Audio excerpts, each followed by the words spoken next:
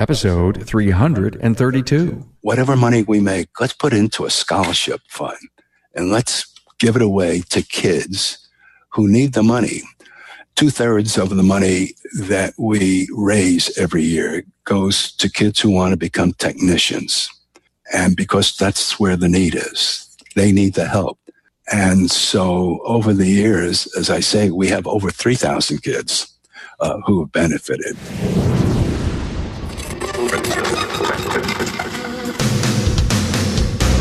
Welcome, Aftermarketers, to Remarkable Results Radio. Listen to learn just one thing from today's episode on your journey to remarkable results.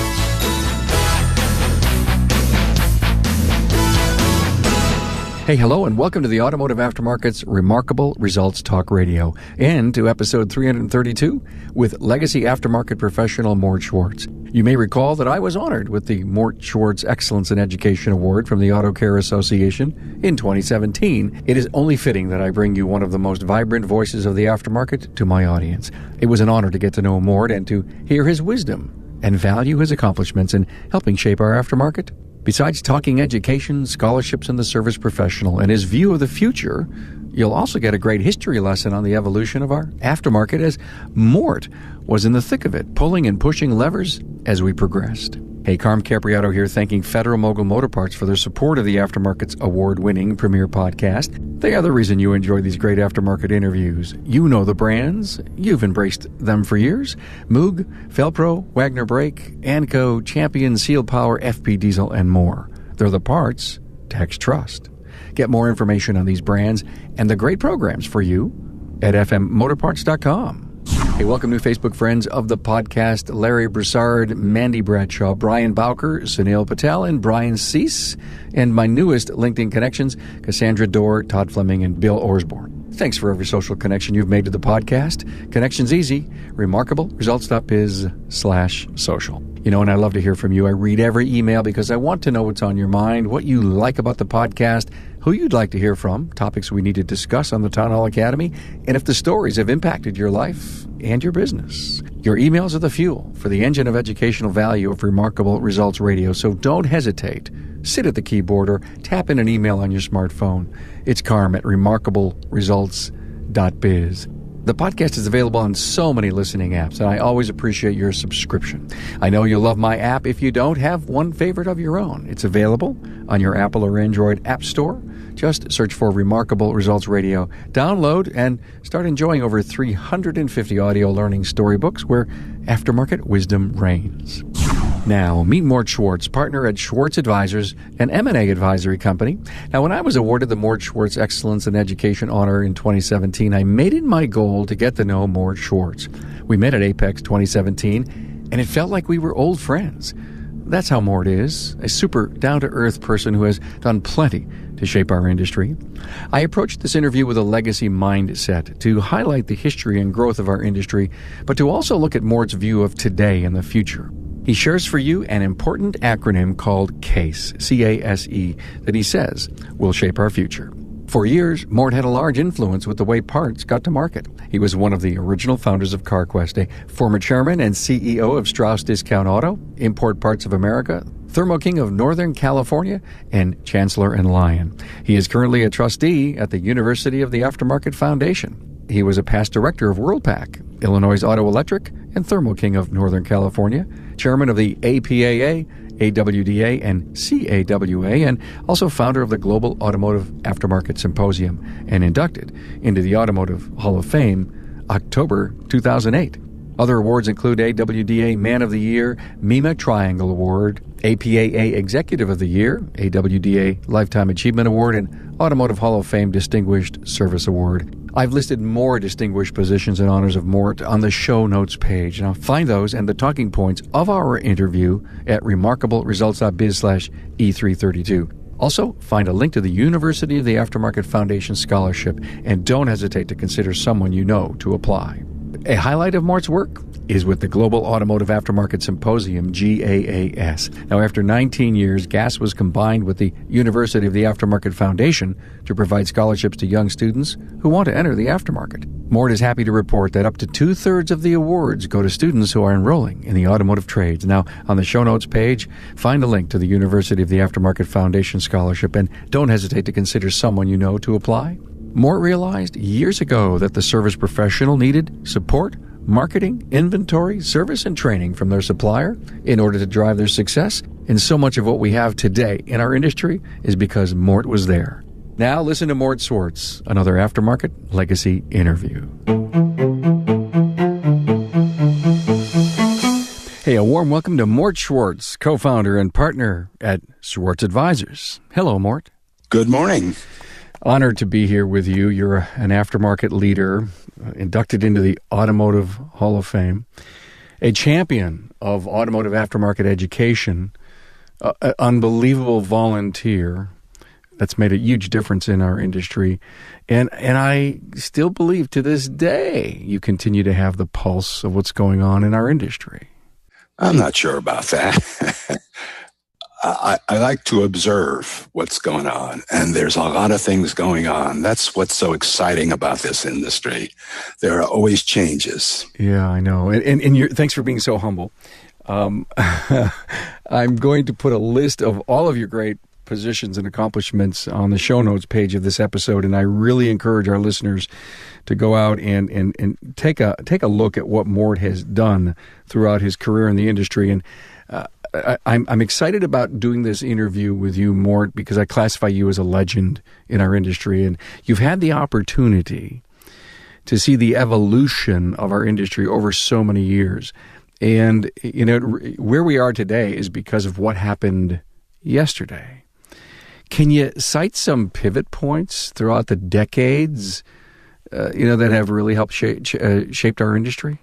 Well, I do go back a few years. When I first got into the industry in the 60s, coming from a WD point of view, there was a lot of manual processing. We would post inventory records on Cardex files. You remember those, don't you? I do, sir, yes. And let me stop you for a moment and tell the young listeners a WD means a warehouse distributor. And there were channels of distribution. A manufacturer would sell to a warehouse distributor who would sell to a jobber who would sell to the shop. Yeah. So we call that 3 or 4 steps of distribution. And everything was very paper intensive. And the first big innovation was computerized inventory control. A company by the name of Triad started it, where we could post ins and outs and records and do forecasting and, in fact, do some accounting on a computer.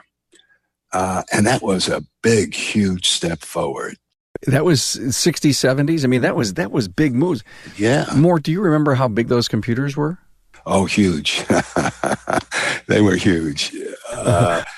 We had a whole department with a false floor and lots of wiring and key punch operators, and it was huge. But over time, they kept improving the technology. Let me show my age to you. 150 megabyte disk drive in my realm of influence weighed about 300 or 400 pounds.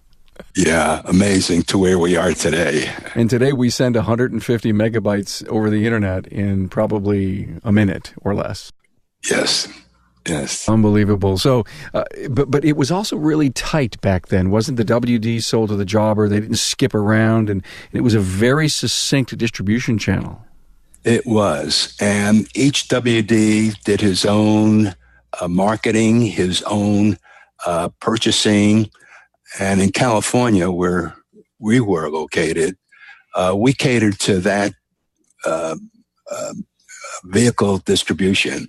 So import parts, as an example, was an important part of our offering, because down at the shop level, They were working on Volkswagen, on Toyotas, on Nissans. And so we had to supply those parts. And we had a tough time getting those parts from our typical domestic manufacturers. So tell us the story, because I know you were very instrumental in bringing import parts to the distribution channel. Take us back to when you said, hey, we got to do this.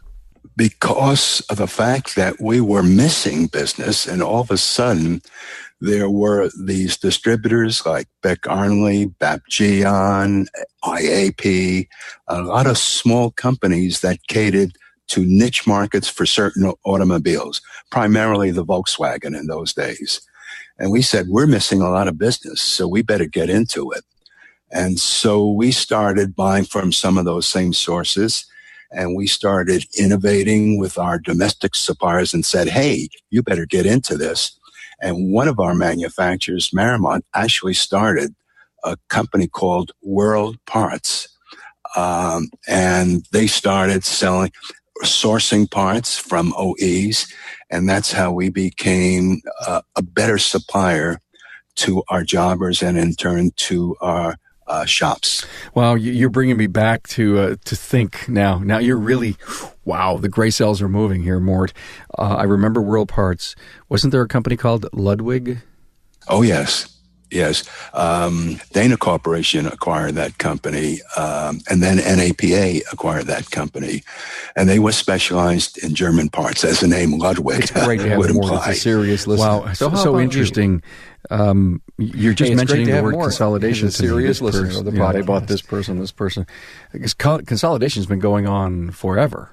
Forever, yes. But the second big step in the evolution, if you will, was in the 70s and 80s when we got into program groups. As a WD, I had the ability to buy parts, but if I joined with a couple of other WDs, we formed a program group, and we could buy better. We could have more influence over the manufacturers. The manufacturers held the key to the business. They held the power. That's where the seat of power resided. Because, for example, if I wanted to sell Monroe shock absorbers, you had to be one of the chosen few. But being part of a program group, we could say, well, we have a little power now, the WDs. So the emergence of program groups helped in transferring some of the power from manufacturers to WDs. And that helped us. That was part of a consolidation. And then if you were part of one of that group and you decided to sell your business, well, one of the other folks would inherit it. What was the first program group you were a member of? I was a member. I was the third member of CarQuest in California.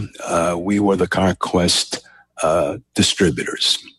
Many other bumper-to-bumper, Federated, and all the others started forming. In the late 70s, early 80s, there was, as a WD, you had to belong to a program group. Was it all really about buying power, or was there more? It was buying power, it was marketing, it was sharing thoughts about how to run the business with other folks. So that really was the impotence of helping each other grow and become more successful. Exactly. The power of people getting together and coming up with ideas of how to run the business better. So take us to the 80s and 90s. Well, from the 80s and 90s, another interesting development evolved. There was this distributor who was part of a group called the Alliance in Springfield, Missouri, a company called O'Reilly. And they were selling to jobbers, and all of a sudden they said, we have more control over the way things go by owning our own stores. And the O'Reilly store is the greatest example of someone with vision who said, if we control our own destiny by selling to our own stores, we enhance our profitability, we have a better offering, and we're a better supplier to our customers at the shop level. But interestingly enough, along the way, they said, maybe we should sell to the do-it-yourselfer. And so even today, they have what is called the ideal mix of DIY and DIFM. So O'Reilly set the stage for other distributors to scratch their heads and say, maybe we should own some of our own stores. And almost every WD pursued that course to some degree. But O'Reilly is the greatest example of someone who diversified the industry and set the pace for owning their own, quote, jobbers. So people want to grow up today and be like O'Reilly's. That's right. That's right. That's the model. That's right. Yeah. That's the model. That's the store, the combination, service, professional, and DIYer model. Yes, yes. Well, they were way ahead of their time. And then the 90s and the early part of the millennial, we had two-steppers come around a lot.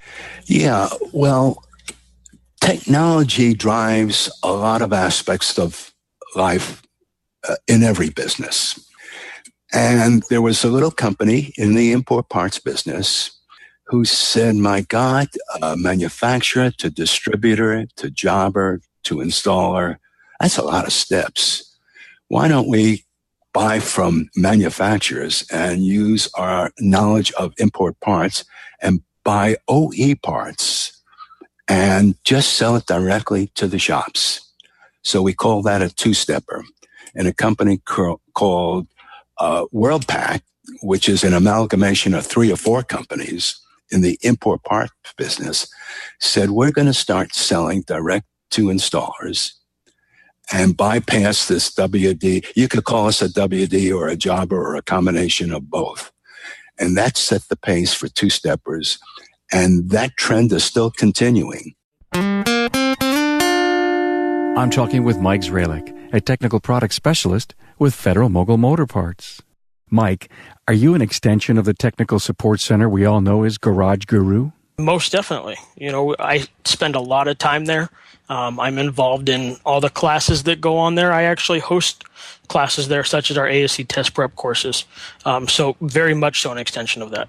Mike, you're in the shop. So what's the greatest outcome that you see from the techs and service advisors that you're spending time with? Not only are they learning about great product, but we get to talk shop. So I was in a shop earlier today and we were talking about some electrical diagnosis he was doing. And he was actually having a problem finding some schematics, and we were able to work with that and talk back and forth. So I was able to get educated on a problem he's having in the field, where I can share that with others and I can share other ideas from other people with him. Do you actually put product in the hands of the technicians? You have to. That's, in this industry, a lot of guys are like myself. You got to touch it, feel it, play with it. Just telling them about features and benefits isn't going to sell it. You put it in their hands, that's going to sell it hands down. So you take the new Wagner OEX brake pad and you put it in someone's hands. What happens? First thing they do is say, wow. And then they start asking questions about the unique design of it, the unique shape, and the purpose of that. And they're very blown away by the technology that we put into it. They're amazed by it, and they're loving it. Eyes light up, aha moments. You bet. And why is it taking so long to get this out in the market? And I need them, and I want it right now. Exactly. Federal Mogul Motor Parts' Garage Gurus is your go-to source for the vehicle training, technology, and answers you need to keep your next job on track. On-site, online, or on demand, the Gurus are here to help keep your business and your career on the road to success. Visit fmgarageguru.com. I learned along the way, Mort, that all these channels of distribution, if you didn't provide any value in the channel you're in, then no one, wanted to buy from you. So there's a cost in every one of the levels. So if you couldn't put money up for the value that you were looking to get, the margin you needed to charge, you were going to go away. Absolutely, and that's still continuing till today. No doubt, we are in an unbelievable consolidation mode. Who's this been good for? It's been good for the ultimate consumer and the shop owner, because alongside WORLDPAC, and as I say, technology drove a lot of that. Today, the capability of the installer to buy parts and get the right parts and do everything through the computer and have access to inventory 7 days a week, 24 hours a day is amazing. In the old days, you may recall, a shop owner or a service tech or a service advisor would call the jobber and say, do you have a part for? And the jobber would go through a list, a book of parts, a parts manual. It says, yeah, I've got that part and I'll send it to you. And now that shop, that installer can look it up directly on a computer and get the right part. Because as you know, sometimes the wrong part and the wrong application comes along. Yeah, it's amazing. It maybe took 5 minutes, maybe even 8 minutes back in the day to flip, to open, to look, to walk to the shelf, to find the part to come out and say that I have it. And today it takes all of 30 seconds. God, amazing. And when we think back, this is a great story. And I guess the industry became as strong as it has because we committed a long time ago, Mort, that we were going to fix people's cars by the end of the day. Yes. We're the only industry that provides that kind of service. If you want your TV repaired, your refrigerator repaired, your washing machine repaired, I'll be out Thursday at 2 o'clock, between 2 and 5 p.m. Yeah, but I have this. I have people coming. I've got this roast. We're going to make prime rib. We're going to. What do I do? We'll be there Thursday. Sorry. Right. I know. It's amazing. I mean, the refrigerator. I mean, they always said that the vehicle has made us a mobile society, and I mean, it is our freedom. Absolutely. It's one of the greatest examples of freedom, where you can get in a car and drive anywhere you want and know that your car is serviced. If you have something wrong with it, you bring it into a shop in the morning and have it ready by 5. There's no other service that's available like the automotive aftermarket. How proud we are to be in this great industry that solves people's transportation problems. And it's exciting and it's challenging when you think of the complexity of all the different cars and all the different parts that go into a car. And a car model changes every year. It's amazing. Hey, were you ever a person that you drive around, you're on the road, you're driving, and you look and you say, ooh, that's something new. I've never seen it before. You always keep like the brand and the model in the back of your mind? Oh, yeah. And now my 12-year-old grandsons are saying, we want this car and we want that car. I understand. Hey, Mort, let's talk a little bit about the future. Connected cars, autonomous cars, ride sharing, electric cars. How is Schwartz advisors looking at this? And if anyone picks up the phone and says, hey, Mort, what should I be thinking about? Thinking about all those things. But in a way, when you think about the aftermarket, there are changes that have taken place all the time. The technology and the drive for improvement has been part of our DNA. So when we talk about connected cars, autonomous cars, electric cars, it's another change. And when I listen to your Town Hall Academy, some of the folks there talk about adapting to that. Yeah. Because some of the customers one day are going to say, I just bought an electric car and I'm having a problem. Can you fix it? Oh, no, I don't do electric cars. That guy is not changing with the times. You have to adapt. So all these new items are going to be part and parcel of the DNA. That's why it's so exciting to go into this industry. When you talk about people coming into the industry, and why should you come into the industry? Well, if you want a dull job where you're going to do the same thing year in, year out, that's your choice. But if you want to go into an industry where every aspect of the industry is going to change over time, and you have to keep up. And even if you're 40 years old or 50 years old or 60 years old, you're going to be excited about what comes next. And you keep your vision to what the changes take place. So those people who pursue that are going to be successful.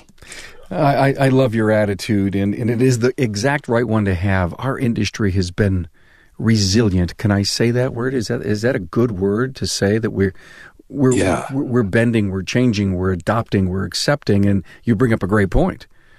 Hybrids, electrics, you got to be in it. Yeah, got to be in it. Got to be in it. Well, God, back in the day when you started, and you see where we are now, I don't think you would be such an incredible influence on our industry if you didn't have that futuristic attitude. Bring it on. I'll take it, right? Yeah. Going back to the program groups and sitting around with other folks, I think that's part of the way you think about the future. And be it at the shop level or any level, getting together with people in the industry and talking about it is something that just challenges you. When someone brings up hybrids, well, how are you going to take care of hybrids? Well, talking around it sparks the ideas in your mind of how you're going to run your own business. More great points. How do you see the future shaping up regarding the power of the service professional sector with all the consolidation that seems to be going on at the Bay level? Well, as I mentioned before, the power used to be at the manufacturer's level, then at the distributor level, and then at the jobber or store level. Mm-hmm. And the power today, in my opinion, resides at the service level. A well-run, a dynamic shop owner has his choice of where he's going to get his parts and where he's going to be serviced. He has that opportunity, and it's up to those folks, be it a two-stepper or a three-stepper or an Amazon. We didn't talk about the influence of internet ordering. That's there. Has the power to decide how he's going to be serviced. And he does that based upon capability, integrity, and getting the right, it's the old cliche, the right parts at the right time at the right price. They're going to have to be a much better business person. Oh, yeah. They're going to have to be a much better, bring a great, strong culture to their businesses. I mean, surviving in the future is not going to be business as usual, is it? Right. Any advice to give our listener? Well, I hate to bring up WORLDPAC again. I talked about technology, and I talked about the fact that they make it so easy for an installer to buy the right parts at the right time. But in addition to everything else, they run a lot of training programs. So as they see the new vehicles, as they see the changes, they immediately run a number of training programs. And the whole aspect of training is so much different. Education is so much different today than it was in our old days. In our old days, a factory guy would come and have a 5 o'clock session, and you have a drink, and then he'd make a presentation. And by the time you're finished, you're not sure what he said, or you absorb it. Maybe he was trying to sell me something. I know. Right. Well, today, the training is anything from sitting at a TV monitor to look at what the factory has to offer, to online training, to doing a lot of work by webinars, by podcasts. So training today has become very sophisticated, and you have to keep up, and because the models change every year. Yeah. There's something different every year. And so you have to have the best vehicle to inform your techs of what you need to know. Great advice. And, you're talking training right now with me, and you have been so responsible over the years for scholarships. Over 1,400 students have been beneficiaries of the work of the Global Automotive Aftermarket Symposium, GAAS. You founded GAAS as a forum where leaders in the aftermarket shared their points of view and perspective. You raised all incredible, I think it was, $1.4 million while GAAS was around? Well, let me make a update. First of all, we've given over 3,000 kids scholarships over the years. And I'll tell you how we started it. There are many companies, consulting companies, research companies, who offer seminars and programs. And over the years, I was asked to talk about certain subjects at some of these programs. I paid my way to those seminars. I paid my room. And in return for my making a 1-hour presentation, they said, I can come to this conference for free. And a couple of us were talking one day and we said, why should we let outsiders do this? Why can't we do this ourselves? And so a group of us got together and we said, we're going to form our own industry forum because we know what to ask. We know who to ask. And whatever money we make out of doing this, and it's an all voluntary program, whatever money we make, let's put it into a scholarship fund and let's give it away to kids who need the money. 2/3 of the money that we raise every year goes to kids who want to become technicians. And because that's where the need is. They need the help. And so over the years, as I say, we have over 3,000 kids who have benefited. And over the years, the Global Symposium, we ran it for 19 years. And then we decided to combine it with the University of the Aftermarket Foundation, who had a source of funds. And so now we give probably 200 to 300 kids a scholarship every year. Because we have more funds to provide for that. As many as we give, we unfortunately have to turn down.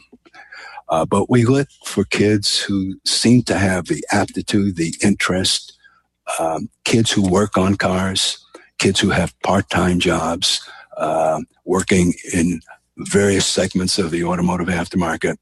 And so I think it's one of the greatest accomplishments we can all be happy about. Thanks for the spark of doing that. And 3,000. So if anyone was interested in the scholarship, where would they go to? Go online, automotivescholarships.com. Perfect. Wow, I love it. That's a great URL. I love it. We look for kids who have that aptitude and that interest. Mort, you received an honorary Doctor of Laws degree from Northwood University. And there's a Mort Schwartz Fellowship that's awarded to students studying automotive aftermarket management. What would you say to a student interested in joining our industry? If you are interested in an exciting business, a challenging business, that one that keeps you on your toes every day of the week, where you can see the results of your efforts almost immediately, this is the industry for you. This is an industry where you ultimately can own your own business. You don't necessarily have to work for a big company. You can, but you can ultimately own your own business. And that's part of what makes our country so great. The opportunity to come to the United States, to grow up in the United States, to work on an exciting piece of freedom through the automobile, and have the opportunity to know something about freedom and owning your own business. What can be better? Thank you so much for that. And you're right. I'm at this interesting point in my lifetime and my career to realize that if we're going to continue the success of this great, beloved automotive aftermarket, we need to encourage people to get into business, to fix cars. Right. And there are so many, I don't know what survey you read, Mort, but 55 to 60 years old is the average age of a shop owner today. And the succession plans aren't in granite yet. Some of them don't even have a clue what they're doing. Point is, there are so many good technicians that understand the industry that could become ideal candidates for a succession plan inside of a business. Many people that are currently working inside shops could really own it someday. Absolutely. And so thank you for that encouragement. I'm talking about this more than ever, but today it isn't as easy as it was when your current boss, for example, got into business. It's harder than ever to be, in business today. And so you can't just take the fact that you're good fixing cars. That must mean you're good at running a business. And they're two different things.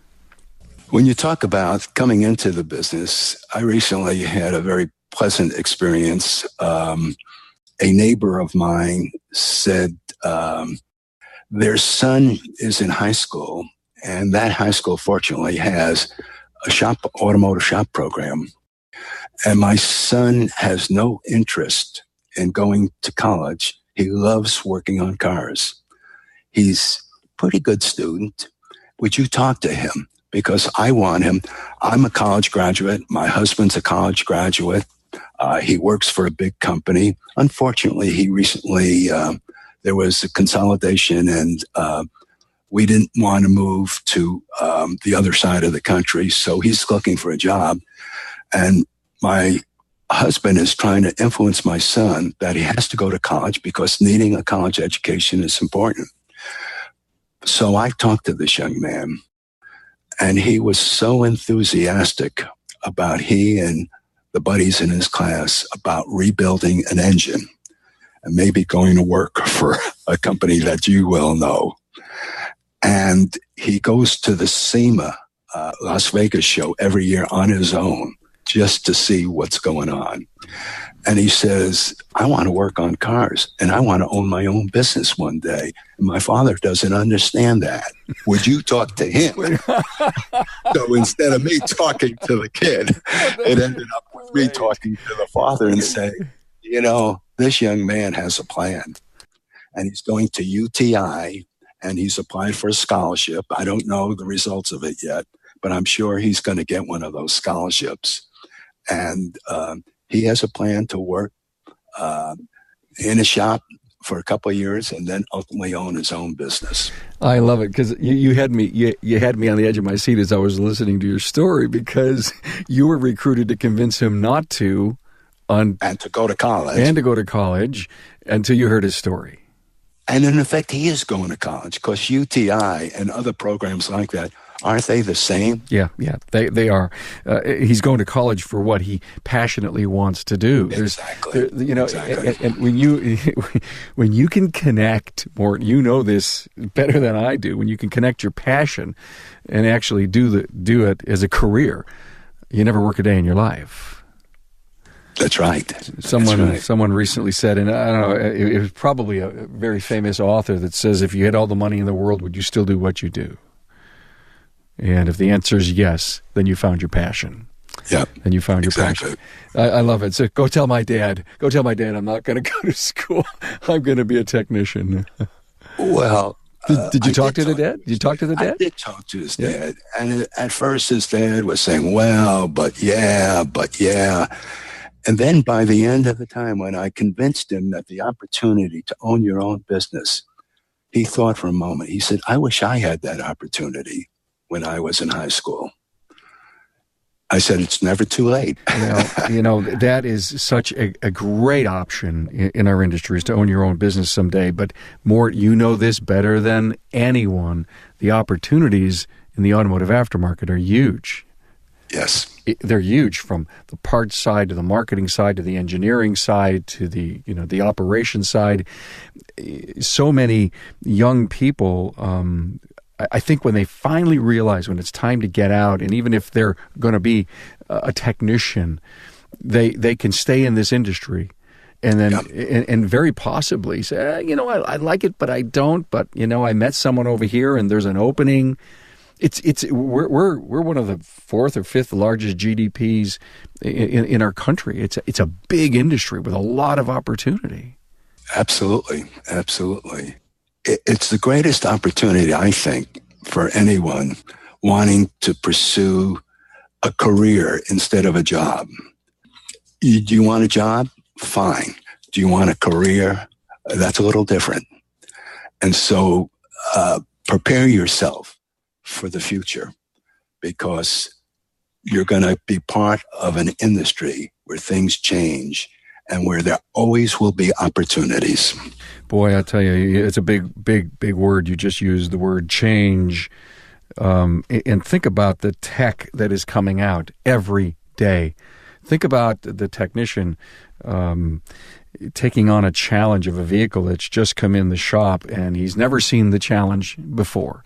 And I guess if you love to do different things each and every day, and you want to, you really want to be part of a technical industry, this is it. Yeah. This is it. Yeah. A few years ago, you were inducted into the Automotive Hall of Fame. What a great honor. Oh, how did it make you feel? It made me feel pleased. As an aftermarket guy, the Automotive Hall of Fame is dedicated to the pioneers of the automobile. So it's very much a OE organization.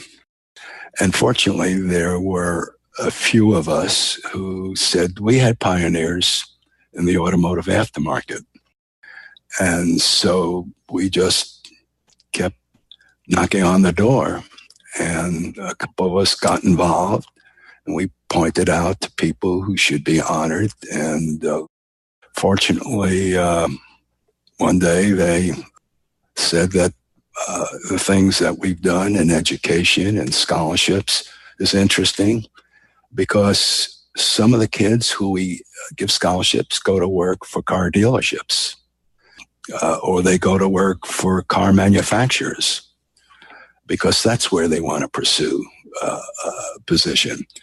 So they said, well, we want to recognize the aftermarket. So fortunately, over the years, there have been a few aftermarket people who've been recognized by the Automotive Hall.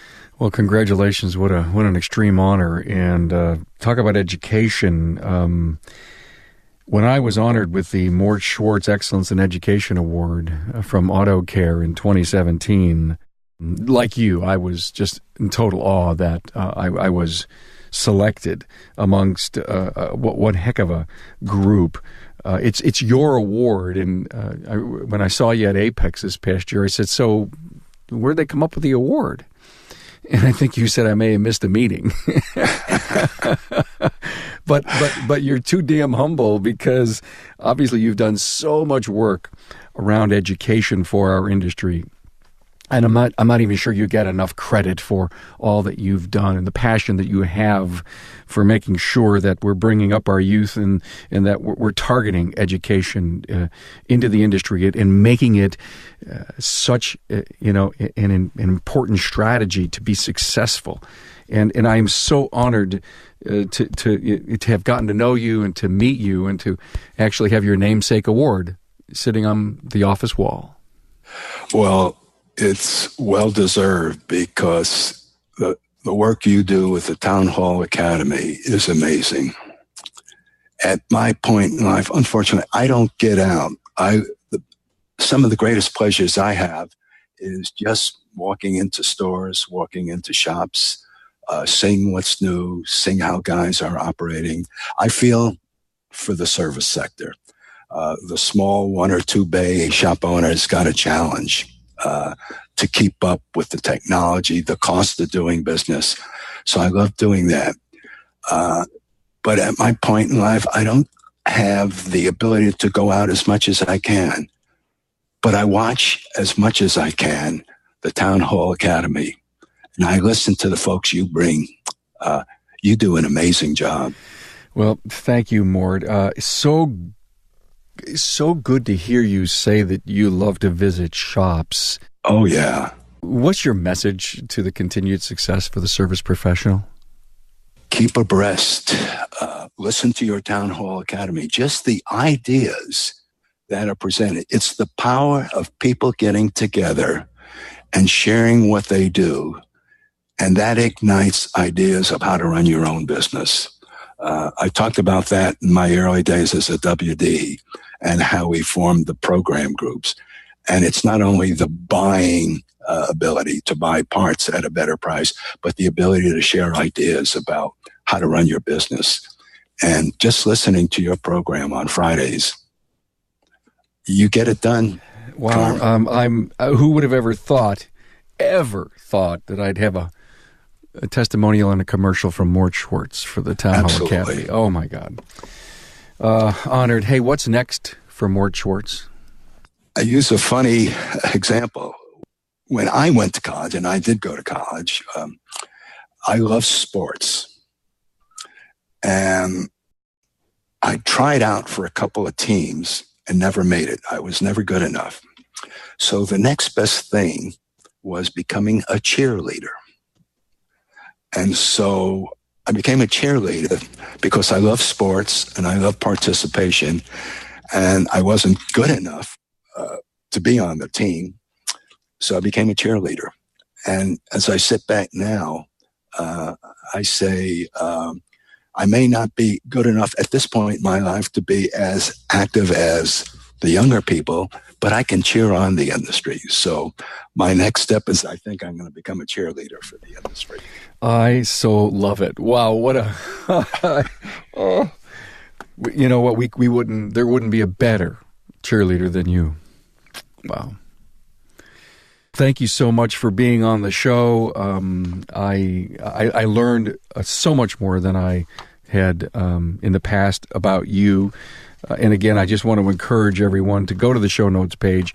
It would take a half hour to read all the past business positions that Mort's been in, to see all the different industry positions that he shared, from directors and chairmans and all the industry awards that you've won. And it's my honor to have such a extremely dedicated legacy individual to do this interview with you, to share with this great audience of ours something that they just didn't know about our great beloved aftermarket. Hey, thanks for being on the show. Thank you. Thanks, Tom. Hey, thanks to Mort Schwartz for his great compliments on the podcast and for his contributions to the aftermarket. To find more information on this legacy aftermarket professional, visit the show notes page at remarkableresults.biz/E332. Every episode has a show notes page where you'll find the Cliff Notes. Now, let me say how honored I was to receive the Mort Schwartz Excellence in Education Honor from the Auto Care Association in 2017. Now that I know the man whose name has been so honored as a champion of education in the industry, I realize the weight of this honor and will continue to work very hard in honor of the legacy of Mort Schwartz. Thank you, Mort. It's great to have Mort as a serious listener of the podcast. So how about you? Until next time, download my app from your app store, subscribe to the podcast, and tell a friend. And as always, listen to learn just one thing. Thanks for being on board to listen and learn from the premier Automotive Aftermarket podcast. Until next time.